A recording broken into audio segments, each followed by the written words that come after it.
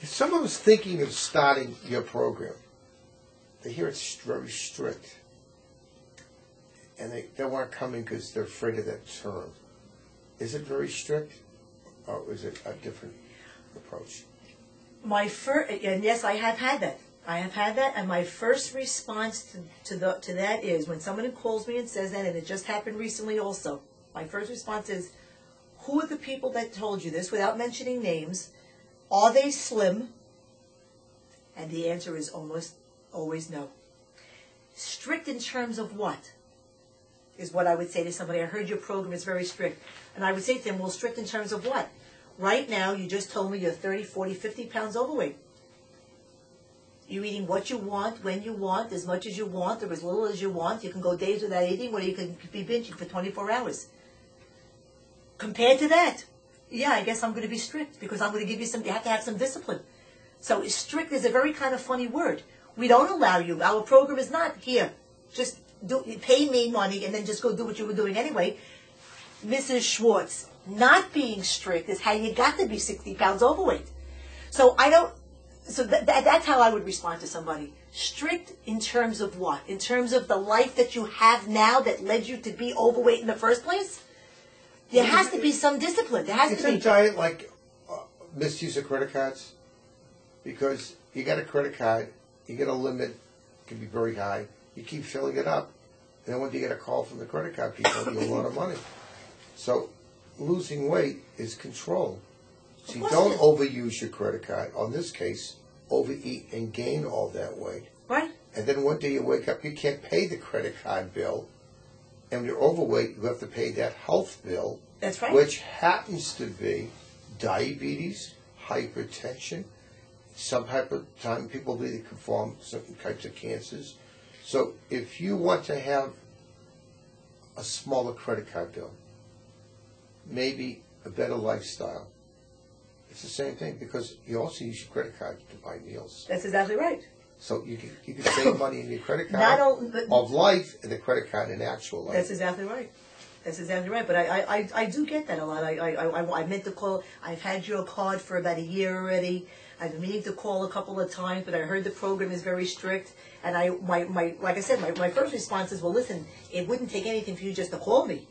I'm not going to be strict with you over the phone. But you have to see where the information is coming. Ask yourself, are these people who have gone through our program and been successful? And 99%, and they're not. And they're listening, so they're hearing this because from other people, like we spoke about earlier, sabotages, they themselves couldn't do it, didn't want to do it, didn't like some of the parameters of the program, making good choices. So for them, we're too strict because they choose to just continue doing what they want to do, eating everything they want, anytime, anywhere, forever. And that's not what we're about. We are about some guidelines, no question. So in other words, once you make a decision, you walk in the front door. Success will happen if you admit that you have a problem and just give it a chance. Listen, it's a big deal when anybody walks through the door for the first time, especially somebody who's been struggling. That is a major, major event when when you know you have a problem with anything. It could be alcohol. That first day, even if you're drunk, you walk into an AA meeting all by yourself. That's a person who stands a really good chance of recovery right then and there. So when somebody comes in, they've tried everything, they've made the appointment, they've kept the appointment without canceling it or rescheduling it 3 times because they got cold feet, I know that I'm dealing with somebody who really, really, really deep inside is happy they came in and really wants to get the help that they need. And also, anything. In your case, it's counselors with weight loss. It could be a kid that has a problem, goes to psychologist. It's still as good as the therapist. How you talk to them, how you approach them, how you make yourself available to them. It's people to people. And that probably is why you're successful. You have the right approach, you are available, and more important, you have had the problem, and anybody who's lived that problem in the past is not talking from reading it from a textbook. No, I'm not. And all of the counselors who work for me, we're all women in our late 40s to early 60s. I don't have any, 20-year-old here who, no offense, they could have a master's in nutrition. And it's not that.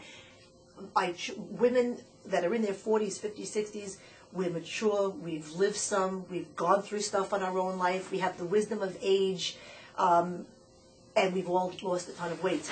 And we really, I have to tell you this, we really are passionate about each and every client. I grow very attached and become very, very fond of the people who come in through my door. I genuinely care about them and their families, what's going on in their life. I'm interested because I know it will contribute to how they may be feeling on a given day. All of us love what we do, and it shows. It really does. So, in other words, the reward is not the money. The reward is. I need money to pay my rent, but I'll tell you yeah, something. But we know. I'll tell you something. I know better than that. When I go, whenever it is my time, I'm going to a good place. Because when I go to sleep at night, even if I've had a fight with my husband that day, or my 10-year-old daughter tells me she hates me, the one thing I know when I go to sleep that night is that I've done a really good day. I've had a good day. I've affected someone's life in a positive way. And you know what? You don't do too much better than that. That's what it all comes down to. I think so, yeah. And there's an expression I always say to people. It is, when you die, it's not how much money you made, it's what you did. Yeah, I think that's true. When I did make a lot of money at one point in my life, I paid my bills, I had a lot more left over, but it's just not as personally, it's just not personally rewarding as much as what I'm doing now.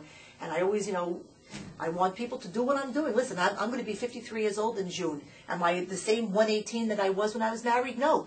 But for me to be hovering now for 7 years at about 135 to 139 every week for 7 years means I have some fat on me a little bit, but I practice what I preach. I practice what I preach. I plan my days. I bring my snacks. If I'm going to go to Great Adventure on a Saturday with Sabrina and I know I want to get half of a funnel cake there, I'm thinking about that 2 days before. And I plan my days accordingly so I can enjoy that indulgence. And that's what everybody who works for us, we all try to do with our clients. We walk the walk. We walk the walk.